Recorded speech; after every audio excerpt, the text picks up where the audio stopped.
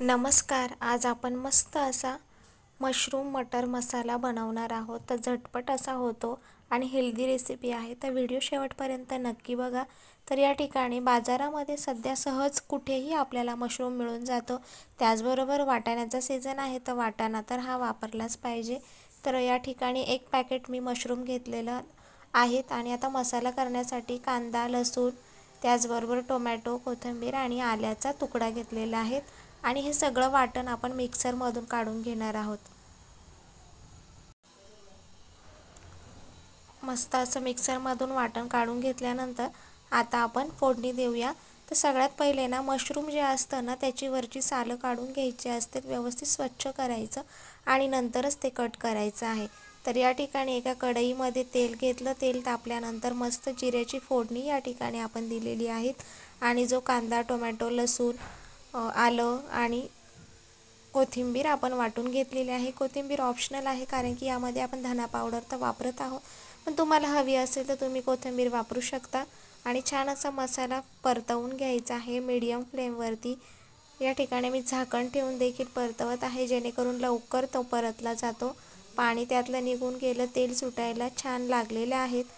अजून आपण 5 मिनिटांसाठी छान असा त्याचा मस्तसा वास येईपर्यंत हा मसाला आपण परतवून घ्यायचा। या ठिकाणी सुहानाचा मी पनीर टिक्का मसाला वापरत आहे, तुम्ही एकदा नक्की ट्राय करून बघा, अप्रतिम अशी चव लागते।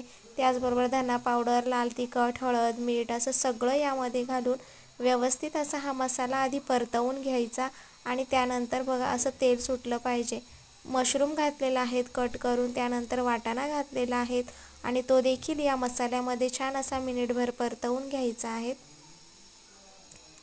व्यवस्थित असं परतवलं, छान असा मसाल्यामध्ये परतवून घ्यायचा आहे।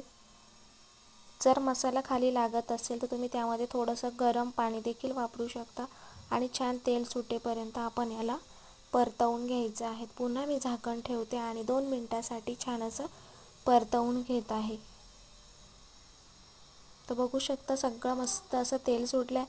तुम्ही असं सुक्का देखील खाऊ शकता, मस्तच लागतं, पण आपण या ठिकाणी ग्रेव्ही बनवत आहोत, तर त्यासाठी या ठिकाणी मी गरम पाणी वापरलं आहे आणि साधारण 7 ते 8 मिनिटं छान असं मीडियम फ्लेमवरती उकळी काढून घ्यायची। मशरूम शिजायला अजिबात वेळ लागत नाही, त्यामुळे ते झटपट शिजतं, पण आपला वाटाणा जो आहे तो शिजण्यासाठी वेळ घेतो, त्यामुळे आपण तेवढ्या वेळासाठी छान असं शिजवून घ्यायचं आणि ग्रेव्हीला देखील मस्त अशी टेस्ट येते। त्यामुळे 7 ते 8 मिनिटं मीडियम फ्लेमवरती छान शिजू द्यायचं। महत्त्वाची टिप म्हणजे कोणतीही करी ग्रेव्ही सारखं आपण बनवत असेल तर त्यामध्ये नेहमी गरम पाणीच घाला, जेणेकरून तर्री मस्त येते आणि झटपट अशी आपली भाजी देखील शिजते। तर व्हिडिओ आवडला असल्यास लाईक, शेअर, सबस्क्राईब